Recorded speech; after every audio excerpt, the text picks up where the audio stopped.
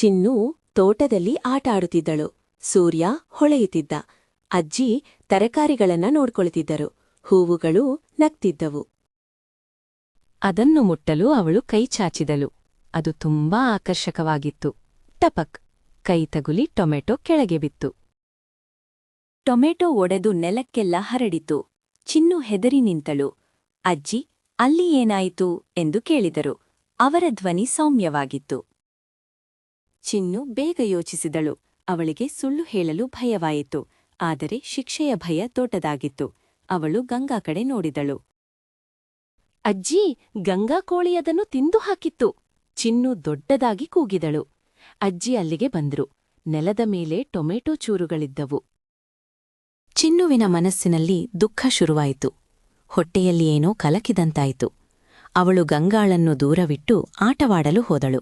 ಕಲಕಿದಂತಾಯಿತು. ಅವಳು ಗಂಗಾಳನ್ನು ದೂರವಿಟ್ಟು ಆಟವಾಡಲು ಹೋದಳು. ಆದರೆ ಮನಸ್ಸು ಶಾಂತವಾಗಿರಲಿಲ್ಲ. ಅವಳು ಆಟ ಆಡಿದರೂ ನಗು ಬರಲಿಲ್ಲ.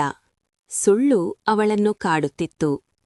ರಾತ್ರಿ ಊಟದ ಸಮಯದಲ್ಲಿ ಅಜ್ಜಿ ಸಲಾಡ್ಗಾಗಿ ಟೊಮೆಟೊ ಹುಡುಕಿದರು. ಇನ್ನೊಂದು ಬೇಕಿತ್ತು ಎಂದರು ಅಜ್ಜಿ. ಆ ಕೋಳಿ ಅದನ್ನು ಹಾಳು ಮಾಡಿತು. ಚಿನ್ನು ಮೌನವಾಗಿ ತಲೆ ತಗ್ಗಿಸಿದಳು. ಅವಳು ತಿನ್ನಲು ಸಾಧ್ಯವಾಗಲಿಲ್ಲ. ರಾತ್ರಿ ಹಾಸಿಗೆಯಲ್ಲಿ ಅವಳಿಗೆ ನಿದ್ರೆ ಬರಲಿಲ್ಲ. ಸುಳ್ಳು ಒಂದು ದೊಡ್ಡ ಕಲ್ಲಾಗಿತ್ತು. ಅವಳು ಗಂಗಾಳ ಬಗ್ಗೆ ಯೋಚಿಸಿದಳು. ಗಂಗಾ ನಿರಪರಾಧಿಯಾಗಿತ್ತು. ಸತ್ಯವನ್ನೇ ಹೇಳಬೇಕು ಎಂದು ಅವಳು ನಿರ್ಧರಿಸಿದಳು. ಅದು ಮುಖ್ಯ. ಬೆಳಗ್ಗೆ ಎದ್ದ ತಕ್ಷಣ ಅವಳು ಅಜ್ಜಿ ಬಳಿ ಓಡಿದಳು. ಅಜ್ಜಿ ಅಡುಗೆ ಮನೆಯಲ್ಲಿದ್ದರು. ಅಜ್ಜಿ, ಚಿನ್ನು ಸಣ್ಣ ಧ್ವನಿಯಲ್ಲಿ ಕರೆದಳು.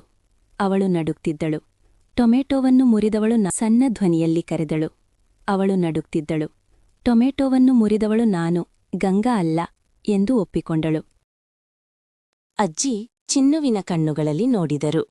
ಅವರು ಕೋಪಗೊಂಡಿರಲಿಲ್ಲ. ಸತ್ಯ ಹೇಳಿದಕ್ಕೆ ನನಗೆ ಖುಷಿಯಾಯಿತು ಚಿನ್ನು, ಅದೇ ದೊಡ್ಡ ವಿಷಯ ಎಂದರು.